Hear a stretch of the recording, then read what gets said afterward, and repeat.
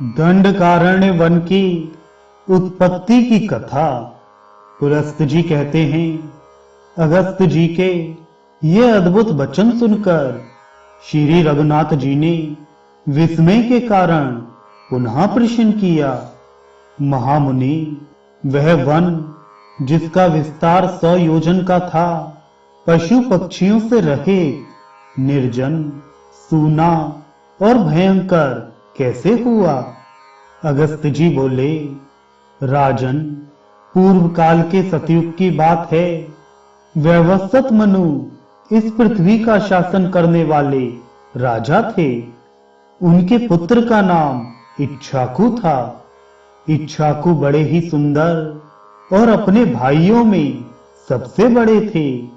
महाराज उनको बहुत मानते थे। उन्होंने इक्ष्वाकु को भूमंडल के राज्य पर अभिषिक्त करके कहा, तुम पृथ्वी के राजवंशों के सम्राट बनो। रघुनंदन बहुत अच्छा कहकर इक्ष्वाकु ने पिता की आज्ञा स्वीकार की। तब वे अत्यंत संतुष्ट होकर बोले, बेटा, अब तुम दंड के द्वारा प्रजा की रक्षा करो, किंतु दंड का अकारण प्रयोग न करना। मनुष्यों के द्वारा अपराधियों को जो दंड दिया जाता है, वह शास्त्रीय विधि के अनुसार उचित अवसर पर प्रयुक्त होने पर राजा को स्वर्ग में ले जाता है। इसलिए महाबाहो, तुम दंड के समुचित प्रयोग के लिए सदा सचेष्ट रहना।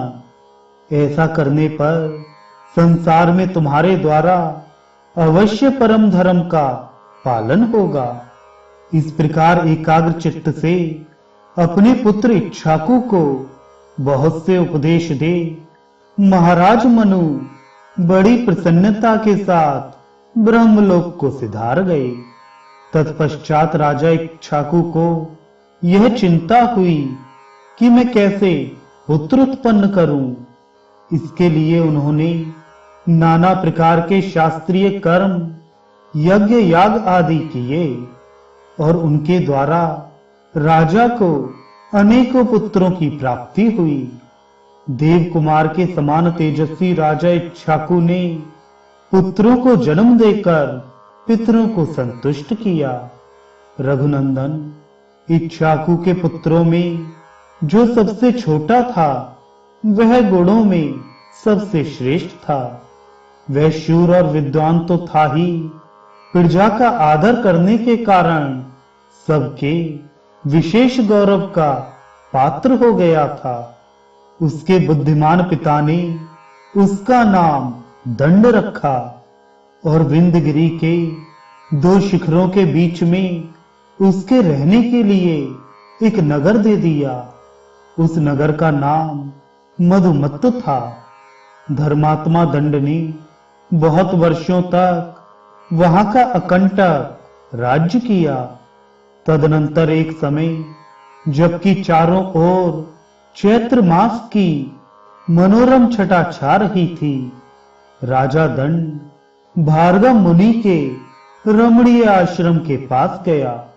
वहां जाकर उसने देखा, भार्गव मुनि की परम सुंदरी कन्या, जिसके रूप की कहीं तुलना नहीं थी, वन में घूम रही है। उसे देखकर राजा दंड के मन में पाप का उदय हुआ और वह काम बाण से पीड़ित हो कन्या के पास जाकर बोला, सुंदरी, तुम कहां से आई हो? शोभामयी, तुम किसकी कन्या हो? मैं काम से पीड़ित होकर तुमसे ये बातें पूछ रहा हूं। वरारोहे, मैं तुम्हारा दास हूं। सुंदरी, मुझ भक्त को अंगीकार करो। अर्जा बोली, राजेंद्र, आपको मालूम होना चाहिए कि मैं भार्गव वंश की कन्या हूं। पुण्यात्मा शुक्राचार्य की मैं ज्येष्ठ पुत्री हूं। मेरा नाम अर्जा है। पिताजी इस आश्रम पर ही निवास करते हैं। महाराज, शुक्राचार्य मेरे पिता हैं और आप उनके शिष्य हैं।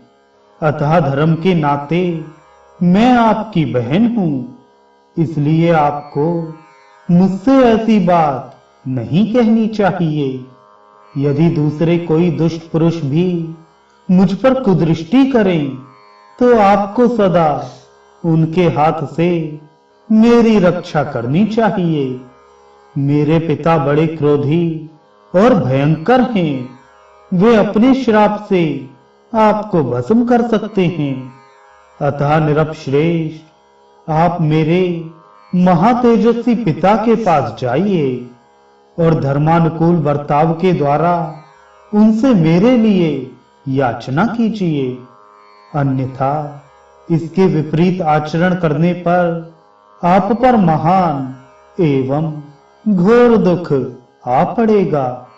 मेरे पिता का क्रोध उभर जाने पर वे समूची त्रिलोकी को भी जलाकर खाक कर सकते हैं। दंड बोला, सुंदरी, तुम्हें पा लेने पर चाहे मेरा वध हो जाए अथवा वध से भी महान कष्ट भोगना पड़े, मुझे स्वीकार है। भीरू, मैं तुम्हारा भक्त हूं, मुझे स्वीकार करो।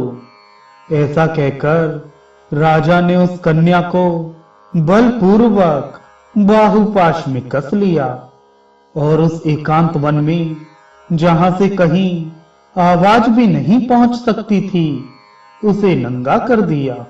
बेचारी अबला उसकी भुजाओं से छूटने के लिए बहुत छटपटाई, परंतु फिर भी उसने स्वेच्छानुसार उसके साथ भोग किया।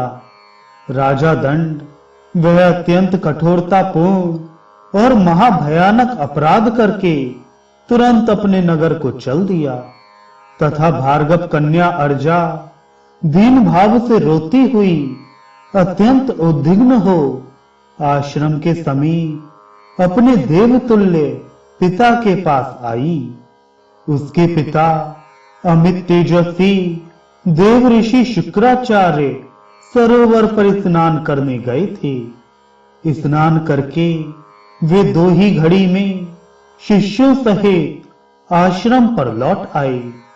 आश्रम पर आकर उन्होंने देखा अर्जा की दशा बड़ी दयनीय है, वह धूल में सनी हुई है। तुरंत ही सारा रहस्य उनके ध्यान में आ गया। फिर तो शुक्र को बड़ा रोष हुआ। वे तीनों लोकों को दग्ध सा करते हुए अपने शिष्यों को सुनाकर बोले, धर्म के विपरीत आचरण करने वाले अधूरदर्शी दंड के ऊपर प्रज्वलित अग्नि शिखा के समान भयंकर विपत्ति आ रही है। तुम सब लोग देखना, वह खोटी बुद्धि वाला पापी राजा अपने देश, भृत्य, सेना और वाहन सहित नष्ट हो जाएगा। उसका राज्य 100 योजन लंबा चौड़ा है।